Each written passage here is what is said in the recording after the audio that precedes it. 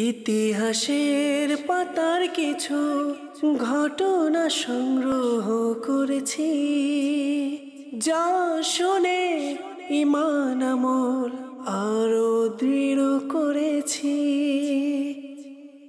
আলহামদুলিল্লাহি রাব্বিল আলামিন ওয়াসসালাতু ওয়াসসালামু আলা সাইয়্যিদিল মুরসালিন আম্মা বা'দ ফাআউযু বিল্লাহি মিনাশ শাইতানির রাজীম বিসমিল্লাহির রহমানির রহিম। আসসালাতু ওয়াসসালামু আলাইকা ইয়া রাসূলুল্লাহ ওয়া আলা আলিকা ওয়া আসহাবিকা ইয়া হাবিবাল্লাহ।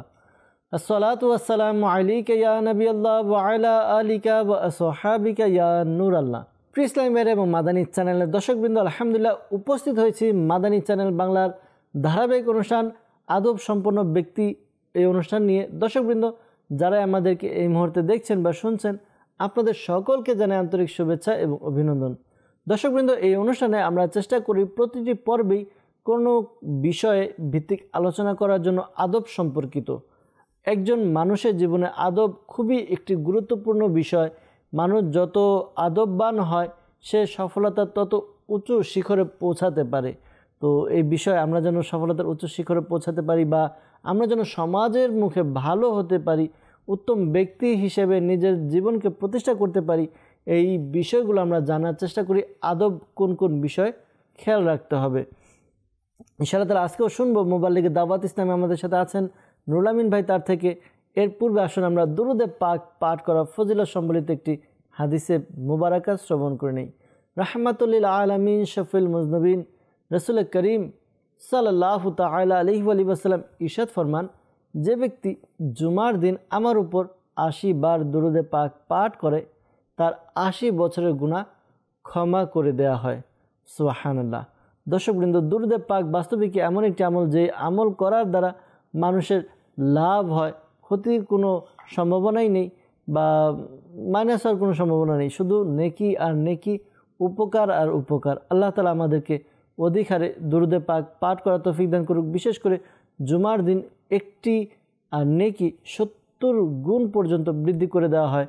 তো আমরাও যেন নিজের সময়কে কাজে লাগাই। যখনই জুমার দিন আমরা পাবো, জুমার দিনে যেন আমরা অধিকারে দরুদে পাক পাঠ করি। আসুন দরুদে পাক পাঠ করি। সাল্লু আলাল হাবিব সাল্লাল্লাহু তাআলা আলা মুহাম্মদ সাল্লাল্লাহু তাআলা আলাইহি ওয়াসাল্লাম। হাদিসে মুবারাকার মধ্যে রয়েছে, নিয়াতুল মুমিনি খায়রুম মিন আমালিহি, অর্থাৎ মুসলমানের নিয়ত তার আমল অপেক্ষা উত্তম। আমরা নিয়ত করে নিই আল্লাহ তাআলা এবং তার প্রিয় রসুল করিম সাল্লাল্লাহু আলাইহি ওয়াসাল্লামের সন্তুষ্টি অর্জনের জন্য শুরু থেকে শেষ পর্যন্ত আমরা এই অনুষ্ঠান দেখব। এই অনুষ্ঠানে যে সকল বিষয় আমরা শিখতে পারবো তা নিজে মনে রাখবো, নিজে আমল করব, পাশাপাশি অপরের নিকট পৌঁছে দেব।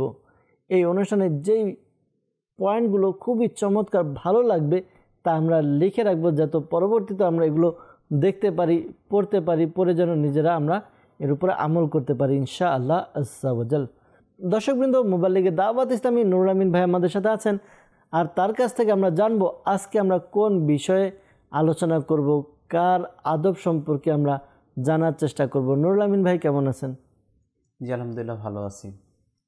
আজকে আমরা শিখবো হচ্ছে যারা আমাদেরকে এই আদবটা শিক্ষা দেবেন তাদের আদব আমরা, সুবহানাল্লাহ, অর্থাৎ একজন শিক্ষকের আদব।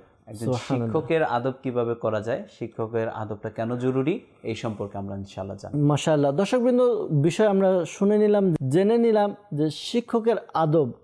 একজন টিচার, যিনি আমাদের শিক্ষাগুরু, যিনি আমাদেরকে শিক্ষা দান করেন, যে বিষয়টি নুরুল আমিন ভাই বললেন, যিনি আমাদেরকে আদব শিখান, এমন ব্যক্তির সম্পর্কে আমরা জানবো যে তার প্রতি আমাদের কেমন আদব করা উচিত। গার্জিয়ান হোক বা ছাত্র হোক, যারই হোক, টিচারের প্রতি কেমন আদব রক্ষা করা উচিত। বর্তমান সমাজে অনেক এরকম দেখা যায় যে আমাদের মধ্যে এই জিনিসের মধ্যে কমতি এসে গেছে। আমরা এটাকে একটু ওজনে মাপার চেষ্টা করি। হ্যাঁ, সে আমাকে শিক্ষা দিচ্ছে, ঠিক আছে, তাকে তো আমি টাকা দিচ্ছি, আমি প্রতিষ্ঠান থেকে শিক্ষা নিচ্ছি, ঠিক আছে, আমি তো বেতন দিচ্ছি। না, বেতন এটা আলাদা বিষয়, কিন্তু টিচারের যে জ্ঞান দেওয়া এটা আলাদা বিষয়, যা আমরা লক্ষ টাকা দিও বা যার কোনো মূল্য নেই। টিচারের যেই জ্ঞান আমাদেরকে দান করে এটার কোনো মূল্য নেই, অমূল্য একটি বিষয়। তো আল্লাহ তাআলা আমাদেরকে শিক্ষকের আদব করার তৌফিক দান করুক। শিক্ষকের মর্যাদা আমাদের বোঝা উচিত। পাশাপাশি বুজুর্গানের দিন তারা কিভাবে শিক্ষকের আদব করেছেন এ সকল বিষয় যদি আমরা শুনি তাহলে আমরাও নিজেদের ভিতরে পরিবর্তন নিয়ে আসতে পারবো যে আমারও টিচারের প্রতি কেমন আদব রক্ষা করা উচিত। নুরুল আমিন ভাই, আপনার কাছে আসবো শুরুতেই, যে আমাদেরকে একজন শিক্ষকের মর্যাদা বা শিক্ষকের প্রতি কীরূপ আচরণ করা উচিত এ সকল বিষয়ে যদি কিছু মাদানী ফুল আমাদের দর্শকের উদ্দেশ্যে দিতেন। যে আসলে শিক্ষক এমন একজন ব্যক্তি, তার সামনে আমাদের এমন অন্তরে থাকা উচিত, তার সম্মান এমন করা উচিত যাতে তিনি ইলম দেওয়ার ক্ষেত্রে উদার হয়ে যান।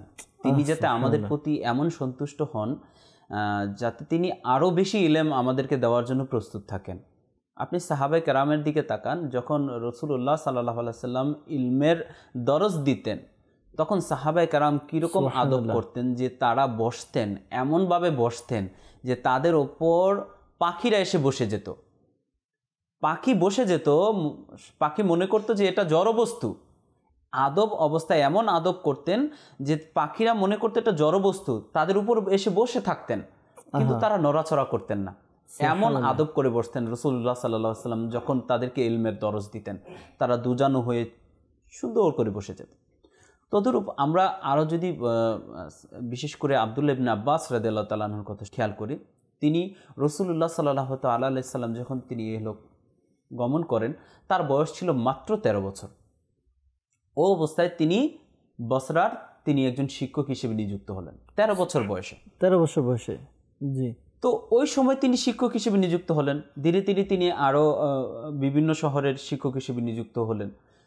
এমনকি তিনি একেবারে মদিনা মুনাওয়ারার শিক্ষক হিসেবেও তিনি একবার নিয়োগপ্রাপ্ত হলেন।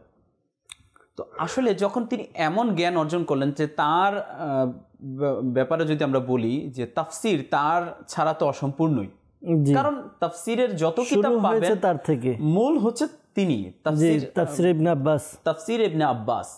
ওই তাফসির ইবনে আব্বাস থেকে অন্যান্য যে তাফসির গ্রন্থ রয়েছে তারা রেফারেন্স দিয়ে তাকে ভিত্তি করে তারা কিন্তু তাফসির প্রণয়ন করেন।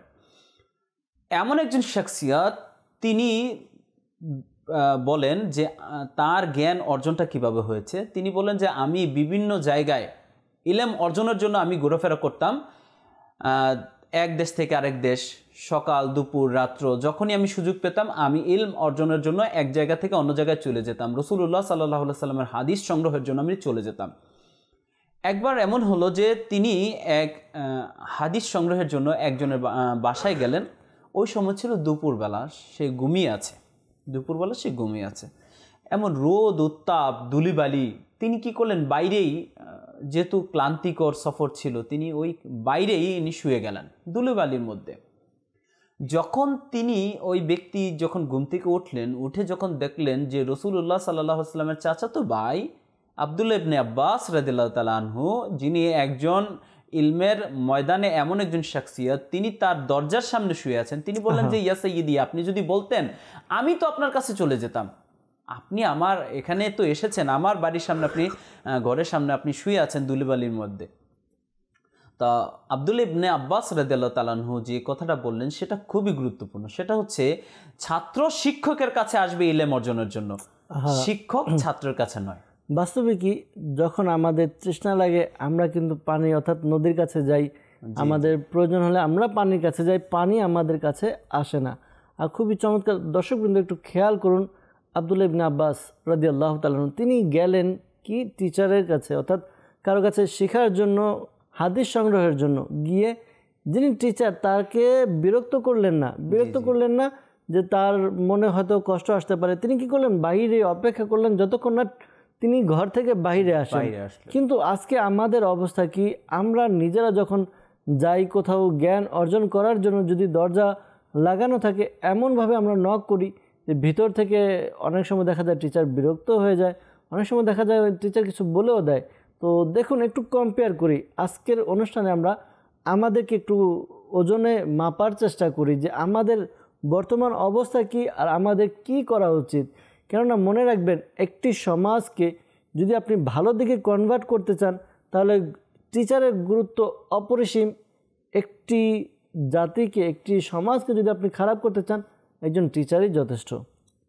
তো ওই টিচারের প্রতি আমাদের কেমন আদববান হওয়া উচিত, আর টিচারও কেমন হওয়া উচিত। আসলে বাস্তবিক আমরা যদি দেখি যে বর্তমানে আমাদের মধ্যে ওই বিষয়টি নেই নিজেদের মধ্যে, যে টিচারের যে একটা সম্মান, ওই সম্মানটা আমরা দিয়ে থাকি না।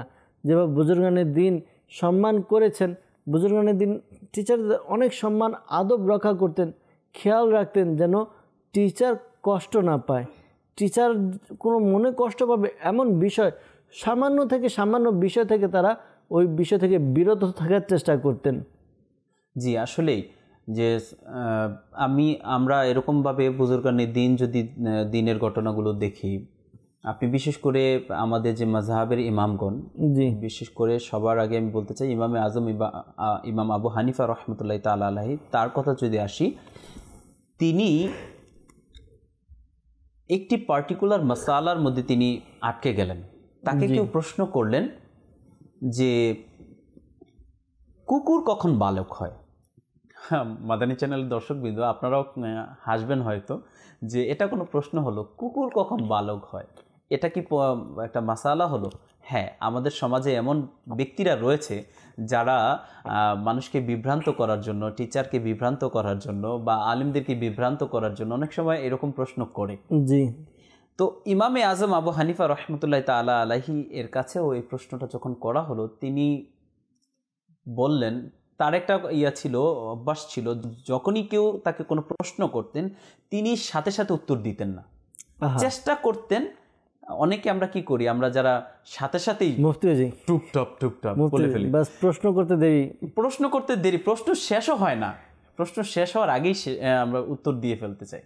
তো ইমামে আজম আবু হানিফার এর অভ্যাস ছিল, যখনই তাকে কেউ প্রশ্ন করতেন সময় নিতেন, সময় নিয়ে তিনি গভীর চিন্তা ভাবনা করে তারপরে উত্তর দিতেন। তো ইমামে আজম আবু হানিফা রহমতুল্লাহ তাআলা আলাইহি তার থেকে কিছু সময় নিলেন, তিনি চিন্তা ভাবনা করতে লাগলেন যে কুকুর কখন বালক হয়। তখন চিন্তা করতে করতে অনেক পেরেশানগ্রস্ত হয়ে গেলেন, উত্তর খুঁজে পাচ্ছেন না। তিনি যখন এরকম চিন্তা অবস্থায় হাঁটছেন, এক মুচি যখন তাকে দেখলো যে ইমামে আজম আবু হানিফা রহমতুল্লাহ তাআলা আলাইহি এতই চিন্তিত যে তিনি বারবার হাঁটছেন, তো ইমাম আজম আবু হানিফা রহমতুল্লাহ তাআলা আলাইহিকে ওই মুচি বললেন যে ইয়া সাইয়্যিদি, আপনি এত পেরেশানগ্রস্ত কেন, এত চিন্তিত কেন? তো তিনি দেখুন, এটাও একটা ওস্তাদের জন্য এটা একটা মেসেজ যে আমরা অনেক সময় শিক্ষক হলে কি করি, যে অনেক ছোট যদি হয় বা মানে আমার থেকে জ্ঞানে কম হলে বা অন্য কেউ হলে, সাধারণ মানুষের কাছে আমি সেটা কখনোই বলি না। অর্থাৎ ইলমের জ্ঞানের যে ফিল্ড রয়েছে এর মধ্যে আমরা চেষ্টা করি যে যারা বড় আছে তাদের কাছে যেতে, আর ছোটদেরকে আমরা অতটা কেয়ার করি না, তাদেরকে তিরস্কারের চোখে দেখি। ইমামে আজম আবু হানিফা রহমতুল্লাহ তাআলা আলাইহি অকপটে তিনি তার মাসালার ব্যাপারে বললেন যে আমি এখানে আটকে গিয়েছি যে কুকুর কখন বালেগ হয়, এই অ্যান্সারটা আমি খুঁজে পাচ্ছি না, এটার সমস্যার সমাধান আমি করতে পারছি না। তখন ওই মুচি খুব সুন্দরভাবেই বলল যে আপনি একজন এত বড় একজন আলিম, আপনি এটা পারছেন না, এটা তো মানে কুকুর যখন এক পা খাড়া করে প্রস্রাব করে তখনই সে কুকুর বালেগ হয়ে যায়। তো তিনি শুনে খুব খুশি হলেন যে আমার সমস্যার সমাধানটা হয়ে গেল। ইমামে আজম আবু হানিফা রহমতুল্লাহ তাআলা আলাইহি এর আদব দেখেন, ওস্তাদের আদব কাকে বলে। ইমামে আজম আবু হানিফা রহমতুল্লাহ তাআলা আলাইহি যখনই ওই মুচিকে দেখতেন সাথে সাথে তিনি দাঁড়িয়ে যেতেন তার। আল্লাহ আল্লাহ আল্লাহ। একজন শিক্ষক ওই জমানায় ইমামে আজম আবু হানিফা রহমতুল্লাহ তাআলা আলাইহির মতো এত মাসালা কেউ সমাধান করতে পারে না। এমন একজন জ্ঞানী ব্যক্তি যখন একজন মুচিকে সম্মান করতে পারে, সে একটা মাসআলা শিখার জন্য, দেখেন এখানে কিন্তু যেটা চিন্তার বিষয়, প্রাতিষ্ঠানিক শিক্ষা কিন্তু নিচ্ছেন না ইমাম আজম না রাহমাতুল্লাহ তাআলা আলাইহি। তিনি একটি প্রশ্নের উত্তর শুধু জেনেছেন, তো তাকে কেমন সম্মান করছেন। আলী রাদিয়াল্লাহু তাআলা আনহুর ঘটনাটা স্মরণে চলে আসলো। আলী রাদিয়াল্লাহু তাআলা আনহুর ঘটনা তো আরো মহান। তিনি তার একটা বাণী, সেই বাণীটা হচ্ছে যে যার থেকে আমি একটা অক্ষরও শিখলাম সে আমার মনিব, আমি তার গোলাম, সে যা চাইবে আমার থেকে করিয়ে নেবে।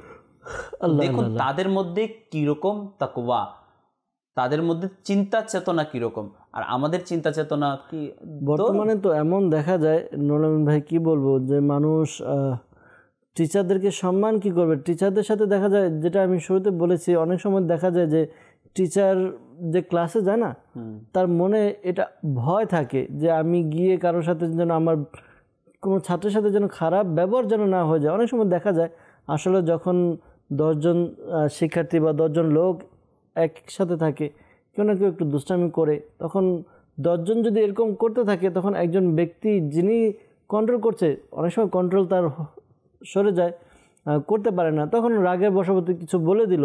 তো টিচার এখন বর্তমানে ভয় পায় যে আমি যাচ্ছি যেন কোনো ছাত্রের সাথে যেনই না হয়, যদি আবার ছাত্র কিছু বলে দেয় তখন আমার সম্মান যাবে। একটি কথা আমি ঘটনা শুনেছিলাম এক ব্যক্তি থেকে, এক লোক থেকে।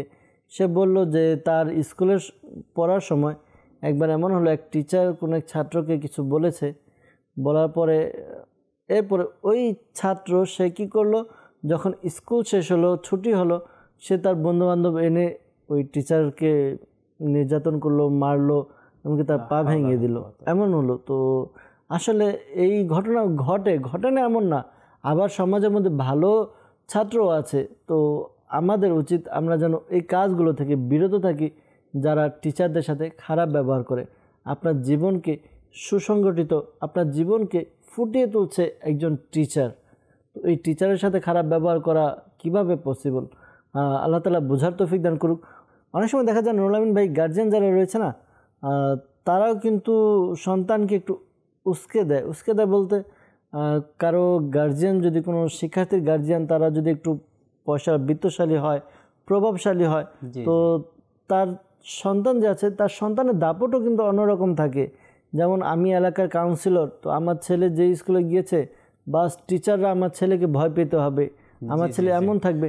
কিন্তু আমাদের বুজুর্গানের দিনের কথা যদি আমরা স্মরণ করি, বুজুর্গানের দিন তো আমরা অবশ্যই আছে, এবং আমরা যদি আমাদের বই পাঠ্যপুস্তকেও খেয়াল করি, পাঠ্যপুস্তকেও কিন্তু ওই শিক্ষাগুরুর মর্যাদা সম্পর্কে একটি কবিতা রয়েছে। সেই কবিতার মধ্যে আমরা জানি যে বাদশাহ আলমগীর, তিনি একজন বাদশাহ ছিলেন আমাদের এই উপমহাদেশে, তিনি একজন বাদশাহ ছিলেন। তিনি তার চেয়ে ক্ষমতাধর আমাদের উপমহাদেশে কেউ ছিল না ওই সময়ে, ওই সিচুয়েশনে। এমন একজন বড় বাদশাহ হওয়ার পরেও দেখলেন তার সন্তানকে একজন শিক্ষক পড়াচ্ছিলেন। তো ওই শিক্ষক একদিন আসলেন, দেখলেন যে ওই শিক্ষক অজু করছে আর তার ছেলে পানি ঢেলে দিচ্ছে। তো এটা দেখে যখন তাকে ডাকা হলো, ডাকার পরে শিক্ষক তো মনে করতেছে যে আমার তো আজকে খবর আছে, কি জানি বলে ফেলে, বাসার ছেলেকে দিয়ে কাজ করিয়েছি, কি জানি বলে। তো যখন ওই শিক্ষক গেলেন, তখন তার চিন্তা উল্টে গেল। বাদশা বললেন যে আপনি তো আমার ছেলেকে আদব শিক্ষা দিচ্ছেন না। কিভাবে? যে আপনি অজু করছেন, আমার ছেলে শুধু পানিই ঢেলে দিচ্ছে, আর আপনার পা তো ধুয়ে দিচ্ছে না। আমার ছেলে যদি, আপনি অজু করতেছেন, আমার ছেলে যদি পাটাও ধুয়ে দিত, তাহলে মনে করতাম যে আমার ছেলের আদব হয়েছে, আমার ছেলেকে আরেকটু আদব শিক্ষা দিব। তো তার চাইতে তো ক্ষমতাধর কেউ নাই এখানে।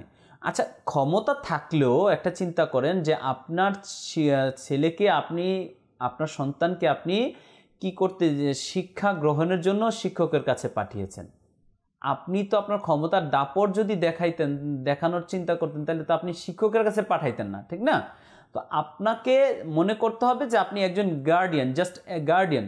যখন আপনি আপনার এই চিন্তাটা না আসবে যে আমি আলাদা, সবার থেকে আলাদা, তখন কিন্তু আপনার ছেলেকে সে পুতুলের মতো সাজাই রাখবে, সাইড করে রাখবে। কাউন্সিলের ছেলে, এটার ছেলে, আলাদা করেই রাখবে। সে পড়া পারলেও কিছু বলবে না, না পারলেও কিছু বলবে। আর যখন এই সুযোগটা যখন ওই ছেলে পাবে, দেখা যাবে ছেলে বিগড়ে যাবে। বিগড়ে যায়। মানে এরকম তো অহরহ দিই আমাদের সমাজে। আমরা বলে থাকি যে বড়লোকের ছেলেরা পড়ালেখা বেশি করতে পারে না, গরিবের ছেলেরা ওই বড় বড় প্রতিষ্ঠানে গিয়ে তারা পড়ার সুযোগ পায়, বড়লোকের ছেলেরা পায় না। কেন পায় না? তারা তো ওই যে একটা বড় একটা ফ্যাক্টর, যে তারা যে শিক্ষকের কাছে যায়, ওই শিক্ষক তাকে ভয় পায়। শিক্ষক যখন কাউকে ভয় পায় যে একে যে কিছু একটা বলবো, এ পারতেছে না, একে যে একটা কিছু বলবো, তো এ তো উল্টাপাল্টা বলে দেবে, এ উল্টাপাল্টা না বললে গার্ডিয়ান উল্টাপাল্টা বলে দেবে, এই ভয়ে সে কি করে, তাকে পুতুলের মতো সাজাই রাখে। ওই কিছু শিখায়, যতটুকু শিখাইতে পারে তো শিখাইলো, অন্যথায় মানে এরকম হয়। তবে হ্যাঁ, সবাই তো এরকম নয়, একরকম নয়, কেউ আছে এই ব্যাপারে। আমরা একজন প্রেসিডেন্টের কথাও শুনি, তার ছেলেকে শিক্ষা দেওয়ার জন্য সে একজন প্রধান শিক্ষকের কাছে এমন চিঠি একটা লিখেছে, সেই চিঠিটা আজকে মানে ফেমাস হয়ে গেছে, যে তার সন্তানকে আদব শিক্ষা দেওয়ার জন্য, তার ছেলেকে বিনয় শিক্ষা দেওয়ার জন্য কিন্তু সে মানে খুবই উৎসাহ দিয়েছে, তাকে ভয় দেখানোর জন্য, যে তাকে শাসন করার জন্য বলা হয়েছে যে আমার ছেলেকে শাসন করবেন, প্রহার করেন বা না করেন, কিন্তু আমার ছেলেকে কিন্তু অবশ্যই আপনি শাসন করবেন। পূর্বে দেখতাম এরকম হতো যে গার্জেন যারা ছিল তারা বলতো, স্যার হাড় দিয়ে আপনার মাংস আমার, এরকম আর কি কিছু বলে দিত আর কি, মানে হাড়গুলো আমার, গোশগুলো আপনার, অর্থাৎ আপনি ওকে মারেন ধরেন, যাই হোক তাকে মানুষ বানিয়ে করবেন। তো আসলে দর্শকবৃন্দ, আমাদের উচিত নিজেদের যারা গার্জিয়ান রয়েছে সন্তানদেরকে এমন ফ্রিডম যেন আমরা না দিই, বরঞ্চ উস্তাদের গুরুত্ব যেন আমরা তুলে ধরি ছাত্রের মধ্যে। টিচারদের অনেক সম্মান রয়েছে, আর এই সম্মানটা মূলত আমরা জাগিয়ে তুলতে পারি যারা পিতামাতা আছে। তো পিতামাতাদেরও অনেক করণীয় বিষয় রয়েছে, পাশাপাশি টিচার যারা হয় তাদেরও কিছু দায়িত্ব রয়েছে নিজেদের ছাত্রদেরকে গুছিয়ে নেওয়া। আসলে দেখা যায় অনেক সময় অনেক ছাত্র অহংকার করে, অহংকারে বশবর্তী হয়, কি বলে যে অনেক সময় দেখা যায় যে বিশেষ করে গ্রাম এলাকা বা ছোট ছোট শহরগুলো রয়েছে, সেখানে কেউ ইন্টার পাস করলো, সে টিউশনি করছে বা পড়াচ্ছে, বা স্কুলের টিচার সে ছাত্র পড়াতে পড়াতে একসময় ছাত্র তার চেয়ে বেশি, যেমন মনে করেন সে মাস্টার্স করে নিল, সে বড় ডিগ্রি করে নিল, তো তখন ওই ছাত্রের ভিতরে একটা অহংকার চলে আসে। কি অহংকার? আরে যে আমার শিক্ষক, এ তো ইন্টার পাস মাত্র, আমি তো মাস্টার্স কমপ্লিট। আপনার এই কথা দিয়ে আমার একটা কথা মনে পড়লো, একটা ঘটনা রয়েছে। যিনি একজন খালদ নামক একজন ভাষাবিজ্ঞানী ছিলেন, তার থেকে তিনি ওই ভাষার কিছু শিক্ষা তিনি গ্রহণ করলেন। তো ইনি তো একজন প্রসিদ্ধ একজন মাযহাবের ইমাম আহমদ বিন হাম্বল রাহমাতুল্লাহি তাআলা আলাইহি। তিনি এত বড় একজন আলিম হওয়ার পরও, একজন ফকিহ হওয়ার পরও, তিনি যখন ওই তার যে শিক্ষক, সেই শিক্ষক যখন আসতো তার সামনে তিনি বসতেন না, সমচেয়ারে তিনি বসতেন।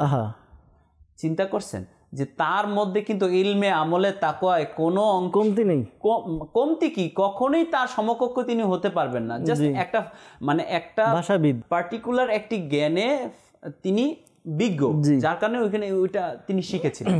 অথচ তার মধ্যে কি তাকওয়া যে তিনি কখনোই তার সমকক্ষ চেয়ারে বসতেন না। আমার টিচার আমাকে একটি ঘটনা শুনিয়েছিল এরকম, যে একবার ঠিক যেই কথা আমরা বলছি, গ্রামের টিচার সে অল্প কিছু পড়েছে, তো তার যে ছাত্র ছিল তাকে সরু সরা ক খ এখান থেকে, অর্থাৎ একেবারে যে বুনিয়াদী যেগুলো প্রাথমিক যে শিক্ষাগুলো দিল। এরপর ছাত্র কী করলো, শহরে গিয়ে ডিগ্রি অর্জন করলো। এরপর আসলো যে আমি এলাকার সবচেয়ে বড় বিজ্ঞ এবং আমি সবচাইতে বেশি শিক্ষিত। তখন সবাই টিচারের কাছে বললো যে আসলে যে যেমন। এরপর এক সময় কী হলো, টিচারের সাথে সে কিছুটা প্রতিযোগিতা করার চেষ্টা করলো, যে সে কি পারে, আমি তো অনেক কিছু জানি, সে কিছু জানে না, আমি এতটুকু পড়েছি। তখন টিচার বললো, ঠিক আছে, এক কাজ করি, তুমি অনেক কিছু জানো, কালকে বা এমন সময় আমরা সবাইকে নিয়ে বসি, দেখি তোমার জ্ঞান কতটুকু আর আমার জ্ঞান কতটুকু। ঠিক আছে, একটা সময় নির্দিষ্ট হলো, গ্রামের সবাই আসলো, এসে এরপরে দুজন প্রতিযোগিতা শুরু হবে। তখন টিচার বলল, আচ্ছা আমি তোমাকে একটা প্রশ্ন করব, সেটার উত্তর দিবে, যদি তুমি এটার উত্তর দিতে পারো তাহলে আমি ভাববো যে তুমি আমার চেয়ে বেশি শিক্ষিত বা আমার চেয়ে বেশি জানো। তো বললো ঠিক আছে বলেন। তো বললো যে তোমাকে তো আমি সরু সরা ক খ যেগুলো প্রাথমিক স্বরবর্ণ ব্যঞ্জনবর্ণ বর্ণমালা তো আমিই পড়িয়েছি না। বললো হ্যাঁ আপনি পড়িয়েছেন, ঠিক আছে আমি আমার ইলিমটা আমি তোমার থেকে ফিরিয়ে নিলাম, আমি এই বর্ণমালাগুলো ফিরিয়ে নিলাম, এই বর্ণমালা ছাড়া তুমি একটা বাক্য বলে দেখাও। এখন সে কি বলবে? এটা তো কোনোভাবে সম্ভব নয় যে সরু সরা মানে ওই প্রাথমিক এই বর্ণমালা ছাড়া সে শব্দ কীভাবে তৈরি করবে, যেটাই করবে এটা তো। এর দ্বারাই একটু বোঝানোর জন্য আর কি বলা হয়েছে যে টিচারই হয় আর যে ছাত্র সে ছাত্রই থাকে। হয়তো বা মর্যাদার দিক দিয়ে সে বেড়ে গেল, কিন্তু তারপরও সে তার টিচার। বর্তমানে দেখা যায় সোহেল ভাই, বর্তমানে দেখা যায় যে একজন প্রাইমারি শিক্ষক সে কিন্তু বুনিয়াদি শিক্ষাটা দেয়, প্রাথমিক শিক্ষাটা যে দেয়, তো তিনি কিন্তু বুনিয়াদি শিক্ষাটা দেয়, ভিত্তিটা তৈরি করে দেয়।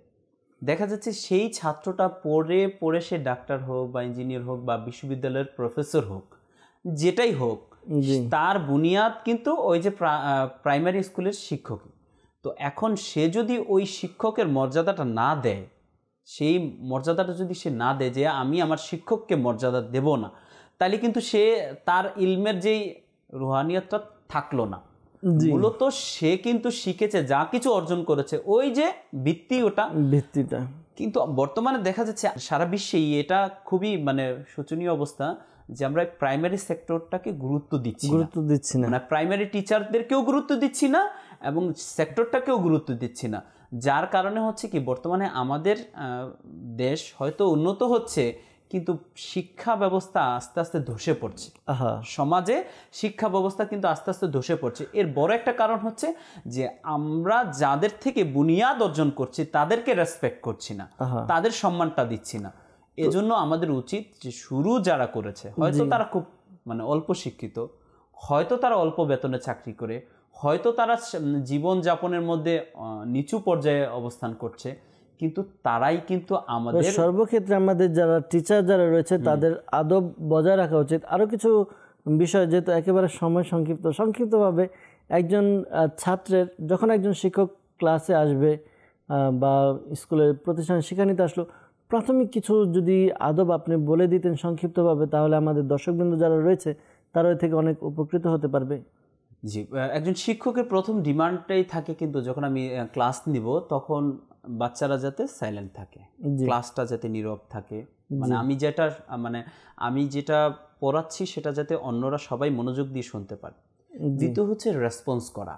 আমি একটা কথা বলছি, কথা বলার পরে যদি এটা হচ্ছে টু ওয়ে কমিউনিকেশন, অর্থাৎ একদিক দিয়ে বলবে আরেক দিক দিয়ে উত্তর আসবে। তো এখন যদি রেসপন্স না আসে, আমি শিক্ষক বলে যাচ্ছে কিন্তু শিক্ষার্থীরা রেসপন্স করছে না, সেটাও হবে না, শিক্ষার মানে কাজটা সমাধান হবে না। এজন্য শিক্ষার্থীদের উচিত যে শিক্ষক যা পড়াচ্ছে তার রেসপন্স করা, তার জবাব দেওয়া। শিক্ষক যেটা বলবে কায়মনো বাক্যে সেটা গ্রহণ করা। হয়তো সেটা আপনার বুঝে আসতেও পারে, নাও আসতে পারে। মনে করতে পারেন যে এটা তো এভাবে হলে ভালো হয়, এই অঙ্কটা এইভাবে করলে তো আরও ভালো হয়। হয়তো শিক্ষক কোনো একটা কারণে আপনাকে এইভাবে শিখিয়েছে যেটা আপনার পরবর্তীতে কাজে আসবে। আমি তো জানি না যে আমি আমার লেভেলে পর্যন্ত আমি জানি এতটুকু এইভাবে করতে হয়, কিন্তু তিনি কিন্তু উপরের কাজটাও জানেন, লেভেলটাও জানেন। এই রাস্তায় পৌঁছাইতে হলে, এই গন্তব্যে পৌঁছাইতে হলে এতগুলো ওয়ে আছে, কোন ওয়েটা তার জন্য ভালো হবে সে জানে। এজন্য তার যে পরামর্শটা, তার যে গাইডলাইনটা, সেটা আমাদের ফলো প্রাধান্য দেওয়া উচিত। আরেকটা ব্যাপার হচ্ছে যে তিনি যখন কথা বলবেন আমরা তো চুপ থাকবো, তার বসার স্থানে যাতে আমরা না বসে যাই। দেখা যায় যে শিক্ষক যেখানে বসেছে সেখানে ছাত্ররাও বসে যায়, অনেক সময় এরকম হয়। আবার আরেকটা যেটা ইম্পর্টেন্ট কথা হচ্ছে যখন শিক্ষকরা কথা বলবে, যেমন আরেকজন টিচার, দুজন শিক্ষক কথা বলছে ক্লাসে কোনো একটা বিষয় নিয়ে, ক্লাস সম্পর্কিতই হয়তো বিষয় নিয়ে, তখন দেখা যাচ্ছে ছাত্ররা হট্টগোল করে। এই হট্টগোল যাতে না করে এই বিষয়টাও একটু খেয়াল রাখা। এরকম আরো বিষয় রয়েছে যে শিক্ষকের বিভিন্ন খেদমত করা, ওস্তাদের খেদমত করা, যতটুকু সম্ভব আর কি, টিচারের কথা শোনা, টিচারের খেদমত করা। আসলে বাস্তবিকই আমরা যত বেশি, ওই যে বলা হয় না যে যত গুড় তত মিষ্টি, ওস্তাদের যত আদব আমরা করব, বজায় রাখবো, তত বরকত পাবো আমরা ইনশাআল্লাহ তাআলা। দর্শকবৃন্দ, দেখতে দেখতে সময়ও শেষের দিকে চলে এসেছে। অনেকটা আমরা জানতে পেরেছি শিক্ষকের আদব কিভাবে আমাদের বজায় রাখা উচিত, আমাদের বুজুর্গানের দিন কিভাবে আদব বজায় রেখেছেন। তো আল্লাহ তাআলা আমাদেরকে এ থেকে শিক্ষা নিয়ে আমল করার এবং অপরের নিকট পৌঁছে দেওয়ার তৌফিক দান করুক। ইনশাআল্লাহ তাআলা আবারও দেখা হবে, পরবর্তী পর্বে আরও একটি বিষয় নিয়ে উপস্থিত হব। ততক্ষণ পর্যন্ত মাদানী চ্যানেলের সঙ্গে থাকবেন। ভালো থাকুন, সুস্থ থাকুন। সাল্লু আলাল হাবিব সাল্লাল্লাহু তাআলা আলা মুহাম্মদ সাল্লাল্লাহু আলাইহি ওয়াসাল্লাম। ইতিহাসের পাতার কিছু ঘটনা সংগ্রহ করেছি, যা শুনে ঈমান আমল আরো দৃঢ় করেছি।